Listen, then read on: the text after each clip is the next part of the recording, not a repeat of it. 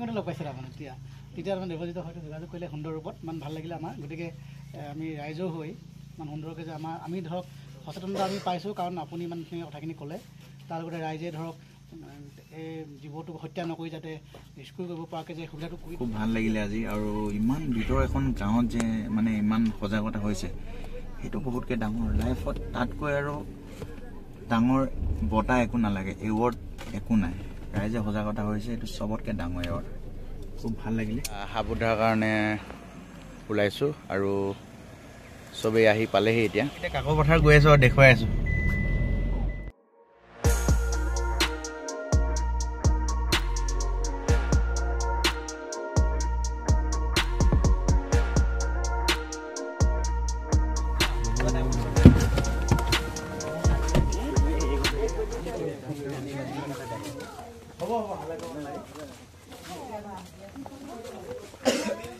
মানুহকেইটা আঁতৰি দিয়কচোন ক'ত আছে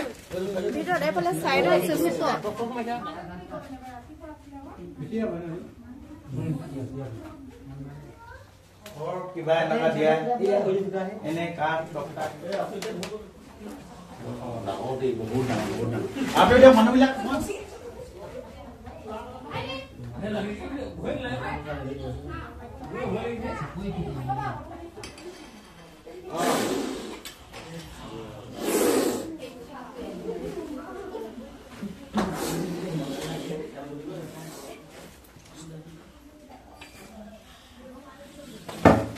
এটা যাব দেই খং উঠি আছে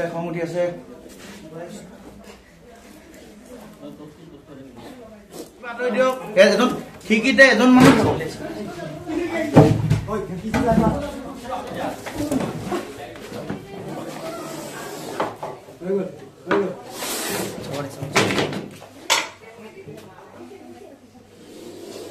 ৰাস্তাৰ পৰা আঁতৰি দিব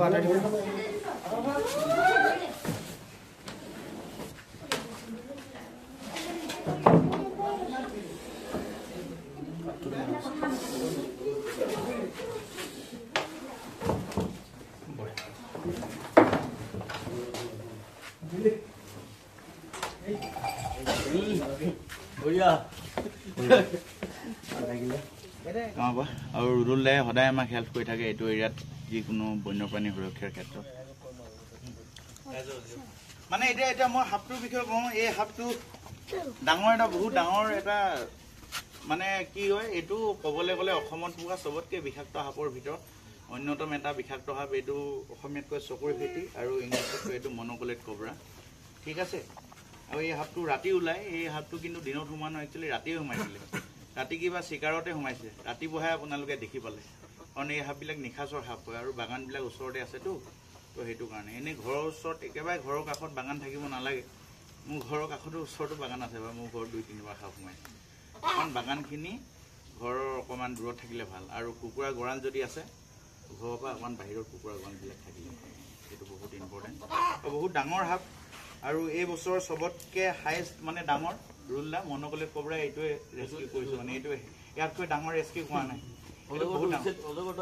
অজগৰটো বহুত ডাঙৰ আছিলে সেইটো ৰেস্কিউ কৰিছোঁ কিন্তু কবৰাৰ ভিতৰত এইটো চবতকৈ ডাঙৰ আছিলে খুব ভাল লাগিলে গাঁৱৰ ৰাইজ সজাগ হৈছে এনেকৈ ধৰণে সজাগ হ'ব লাগিব কাৰণ প্ৰত্যেকটা বস্তু জীয়াই ৰাখিব লাগিব কাৰণ এইবিলাক সাপ থাকিব লাগিব কাৰণ এই সাপবিলাকে ধৰক ভেকুলী নিগনি যিবিলাক মানুহৰ বেমাৰ হ'ব পাৰে সেইবিলাক বস্তু খাই পেলাই মানে জীয়াই থাকে আৰু এটা বেলেঞ্চত ৰাখে মানে ইক'চিষ্টেমটো এটা বেলেঞ্চত ৰাখে আৰু এইবিলাক সাপক আকৌ বেলেগ সাপে খায় সেইটো এটা বেলেঞ্চত তেনেকৈ ৰাখিবই লাগিব চ' সেই গতিকে খুব ভাল লাগিলে আৰু গাঁৱৰ ৰাইজ যিহেতুকে সহজ সৰল মানুহ গোটেইখিনি তো সেই ৰাইজে যদি অকণমান যদি এনেকৈ যদি আমাক সহায় সহযোগিতা কৰে খুব ভাল লাগিলে মোৰ এটা ফোন কল গ'ল ফোন কলটোত মানে অলপ ফোন কলটো পাই লগে লগে মই কওঁতে ক'লে যে এনেকুৱা এটা সাপ এটা ওলাইছে মোক ফটো পঠিয়াব ক'লোঁ তেতিয়া দেখিলোঁ যে এইটো মানে তেতিয়াপে হয় আৰু ভাল লাগিলে ৰাইজক ৰাতিপুৱাৰ পৰা যিহেতু বহুত ধৈৰ্য সহকাৰে মানে সাপটো নেমাৰি মানে মোক ফোন কলটো ৰাতিপুৱা 10টা বজাৰ পৰা ওলাইছিলে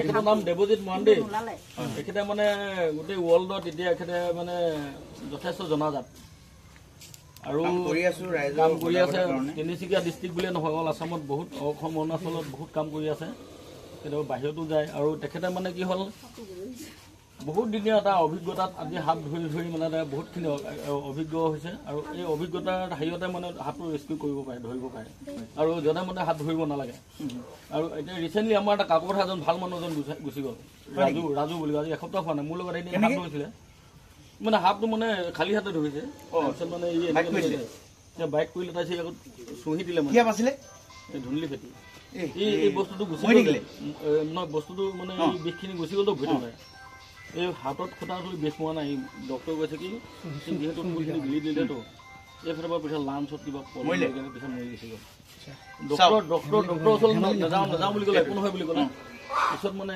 এতিয়া লাহে লাহে ৰাতি যিহেতু লাঞ্চত ধুন্দলি পেটি হয় জানো ধুন্দলি পেটি হয় বুলি সঁচাই খাটাং হয়নে ধুন্দলি পেটি বুলি এনেইতো খুটিলে ধুন্দলি পেটি ইমান বিষাক্ত নহয় কেনেকুৱা আছিলে সাপটো মই কিন্তু দেখা নাই ধুন্দলি কবৰাই আছিলে কবৰাই হ'ব কবৰাই হ'ব ধুন্দলি ফেটি নহ'ব কবৰাই হয় আৰু সেইটোৱে এতিয়া চাওক ইমান যে সহজে সাপটো উদ্ধাৰ কৰিলো বুলি ফটককে কোনেও কিন্তু উদ্ধাৰ কৰিবলৈ নাযাব সেইটো মই আগতীয়াকৈ কৈ দিছো কাৰণ চাওক মই এতিয়া এইটো ক'বলৈ গ'লে 5 মিনিটমান লাগিলে বা 3-4 মিনিট লাগিছে উদ্ধাৰ কৰোঁতে এইটো এটা ফুল প্ৰপাৰ এটা ট্ৰেইনিং থাকে সাপটোৰ বিষয়ে গম পাব লাগিব সাপটো খং উঠিলে মই কি কৰিব লাগিব কি কৰিব নালাগে সাপটো বহুত খঙত আছে এতিয়াও বহুত খঙত আছে সাপটো কাৰণ বহুতখিনি মানুহ আছে তো এই গতিকে সাপ দেখিলে কিন্তু কোনেও হেৰি কৰিব নাযাব হা এইটো এনেকৈ মানে ধৰিব নাযাব আৰু বাহিৰে যদি সাপ কেতিয়াবা থাকে কি কৰিব ঘৰত যদি মটৰ থাকে পাইপডালে মাৰি দিব তেতিয়া আহি যাবগৈ আৰু পানী জোৰকৈ মাৰি দিব বাহিৰত যদি দেখি পায় কেনেবাকৈ ভিতৰত হ'লে বাৰু আমি আহি যাম ভিতৰত কেতিয়াবা যদি এনেকুৱা হেৰি কৰিবলগীয়া হয়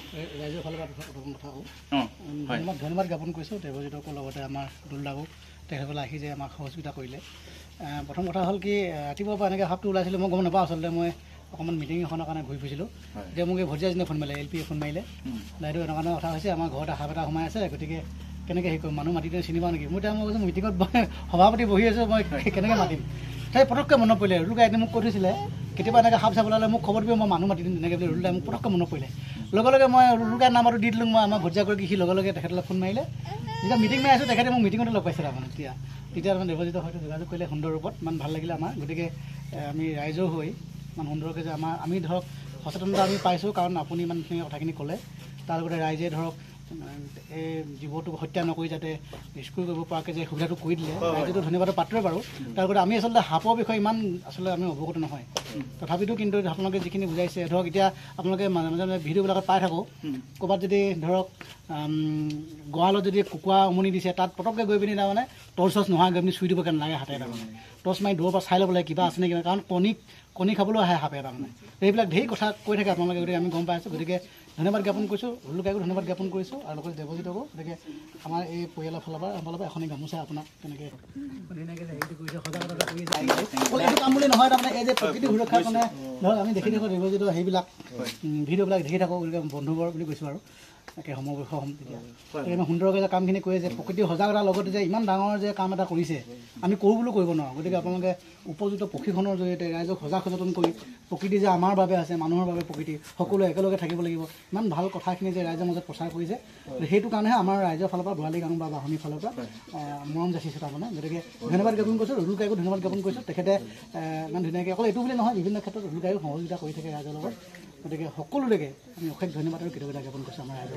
এখেতে বহুত ডাঙৰ এটা এৰিয়া প্লেণ্টেশ্যন কৰি আছে অকল মানে বনজ সম্পদ সুৰক্ষাৰ ক্ষেত্ৰত পশু পক্ষী সুৰক্ষা আৰু মেডিকেলৰ ক্ষেত্ৰত এখেতে যথেষ্ট লাগি আছে কয়লা খননৰ বিৰুদ্ধে মাত মাতি আছে তেখেতৰ মানে হেৰিবিলাক মেছেজবিলাক গৈ পিনি চেণ্ট্ৰেল পাই আছেগৈ গভৰ্ণমেণ্টেও অলপ গুৰুত্ব দিয়ে সেইকাৰণে তেখেতক মানে কি হ'ল অসমৰ ওৱান এণ্ড আৰ্মি হিচাপে কাম কৰি আছে যাৰে পায়ঙৰ দৰে তাৰমানে তেখেতেও বহুতখিনি কাম কৰি আছে বহুত মানুহক মানে তেখেতে মানে হেৰি কৰি আছে সজাগতা আনিবৰ কাৰণে সক্ষম হৈছে আজিৰ তাৰিখত মানে অসমত মানে উজনি অসমত বুলি নহয় অসমত অলপ বেলেগ দৃষ্টিয়ে তেখেতক মানে এটা হেৰি দৃষ্টিয়ে চাই আছে এতিয়া সেইটো এটা আমাৰ কাৰণে ভাল আৰু সজাগতা যথেষ্টখিনি আনিব পাৰিছোঁ মই সেইকাৰণে মানে তেখেতক ফোন কৰাৰ লগে লগে মানে বহুত ৰেচপন্স পাইছোঁ আজি মানে এদিনো বিফল হোৱা নাই আমি যদি তেখেতে আহিব নোৱাৰিছে মই নিজে হ'লেও গৈছোঁ অলপ দিন আগতে আমাৰ অজগৰ বহুত ওলাই আছে পাই আছে নহয় কিং কোব্ৰা মই ৰুলুকাক আমি কিং কোব্ৰা দুটা ৰেস্কিউ কৰিছোঁ বাগানত এটা দেখি আছিলোঁ আপোনালোকে খেলি ফুৰিছিলে যে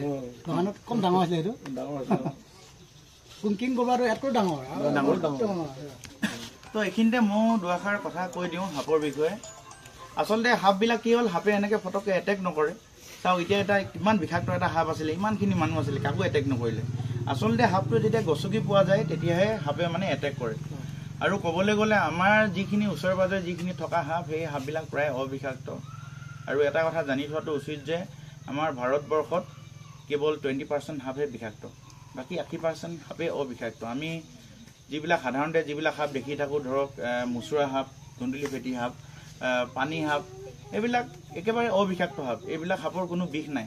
এইবিলাক আপুনি জাষ্ট এটা টিটেনাছ এটা ল'লে হ'ল। কাৰণ কেলে সাপে খুটা লগালগ ধৰক সি এটা মানে ভেকুলি খাইছে, তাৰ কিবা মানে ধৰক কিবা ভাইৰাছ এটা লাগি পেলাই আমাৰ কিবা খজুলি হ'ব পাৰে, ছালৰ বেমাৰ হ'ব পাৰে, সেইটো কাৰণে টিটেনাছ এটা ল'লে হ'ল। বাকী ধৰক আপুনি কবৰাই যেতিয়া কামুৰিলে আপুনি তেতিয়াহ'লে লগালগ হস্পিটেল যাব লাগিব, এণ্টিভেনাম ল'বই লাগিব। আৰু সেইটো কাৰণে মই অনুৰোধ জনাইছোঁ যে কবৰাই কেতিয়াও বাইট নকৰে বাৰু ফটককৈ। আৰু চবকে অনুৰোধ জনাইছোঁ, যিহেতুকে আমাৰ ঘৰৰ ওচৰ পাজৰবিলাক চবৰ বাগান আছে আৰু বাৰীবিলাকো বহুত ডাঙৰ ডাঙৰ, সন্ধিয়া টাইমত সকলোৱে ফুৰিবলৈ যায়। সেইকাৰণে আপোনাৰ টৰ্চ লাইট লৈ ওলাব, বা চবৰ লগত মোবাইল আছে, মোবাইল জ্বলাই পেলাই ওলাব। আৰু এই ঠাণ্ডা দিনত বিশেষকৈ মানে সখা সাপটো খুব ওলায়। সখা সাপটো সদায় মানুহে অহা যোৱা ৰাস্তাত থাকে। কাৰণ কি কাৰণে, সখা সাপ মানে যেতিয়া তাৰ প্ৰেগনেণ্ট হয় বুলি কয়, মানুহে পাৰ হ'লে, এইটো ভুল এটা মানে মানুহৰ এটা ভুল ধাৰণা আছে। নহয়, আচলতে কি হ'ল, সাপবিলাক ঠাণ্ডা থাকে, বহুত ঠাণ্ডা ইহঁতৰ বডিটো। তো কি হয়, মানুহে অহা যোৱা ৰাস্তাটো সদায় গৰম হৈ থাকে। আৰু সেই গৰমটো ল'বলৈ আহে, সেই ইহঁতি প্ৰেগনেণ্ট হয় আৰু পোৱালি দিয়ে, সখা সাপটোৱে।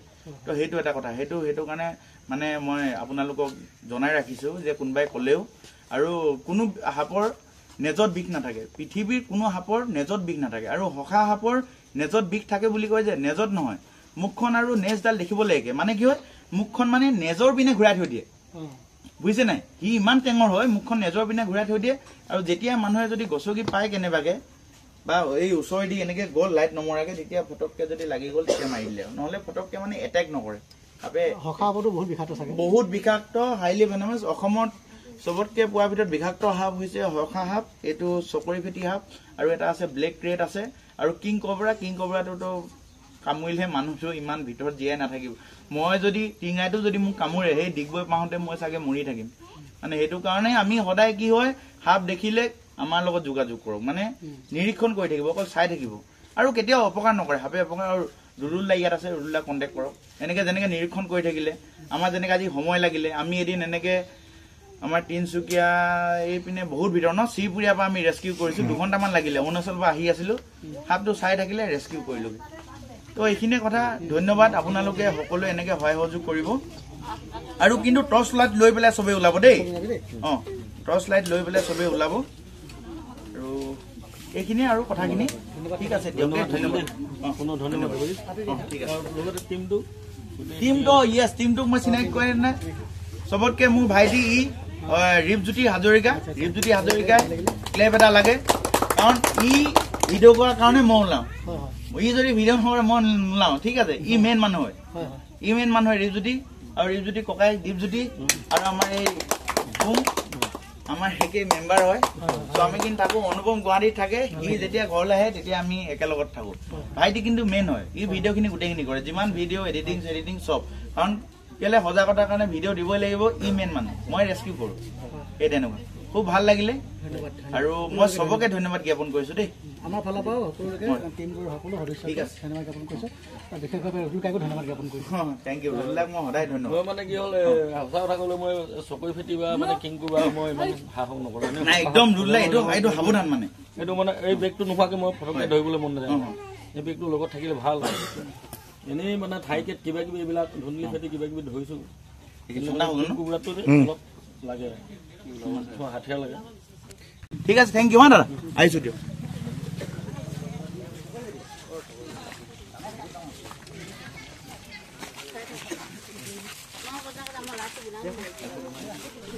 ধুনীয়াকৈ সাপটো উদ্ধাৰ হৈ গ'ল, আৰু অকণমান সন্মানো দিলে, এখন গামোচাও দিছে। খুব ভাল লাগিলে আজি। আৰু ইমান ভিতৰ এখন গাঁৱত যে মানে ইমান সজাগতা হৈছে, সেইটো বহুতকৈ ডাঙৰ লাইফত। তাতকৈ আৰু ডাঙৰ বঁটা একো নালাগে, এৱাৰ্ড একো নাই। ৰাইজে সজাগতা হৈছে, এইটো চবতকৈ ডাঙৰ এৱাৰ্ড। খুব ভাল লাগিলে। ঠিক আছে, কৈ থাকোঁ। ঠিক আছে দিয়ক, ফোন কৰিব দিয়ক। আমি সাপটো ৰিলিজ কৰিম এই লগতে কোনোবা এডোখৰত।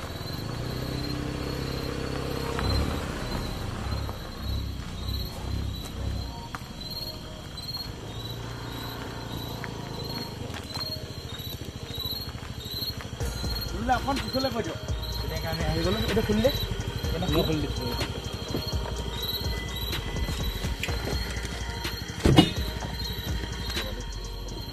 দোকানটো ক'ৰ পৰা আছিলে 2.5 কেজি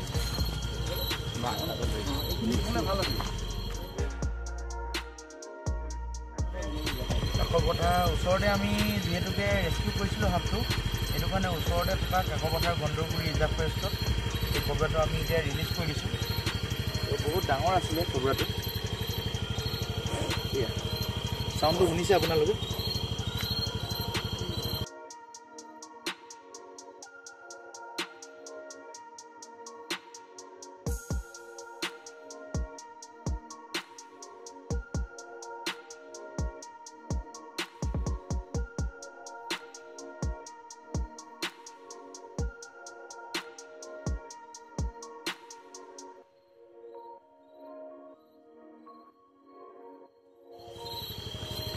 খুব বঢ়িয়া কেনেকুৱা লাগিলে ভাইটি ভাল লাগিলে ঠিক আছে ইয়াতে বহুত সুন্দৰকৈ আমি ৰিলিজ কৰি দিলোঁ এতিয়া আৰু যাওঁ এইখিনি এনেদৰে আপোনালোকে আমাক সহায় সহযোগ কৰি দিব ঠিক আছে উঠিলা তেতিয়াহ'লে ওলাই দিম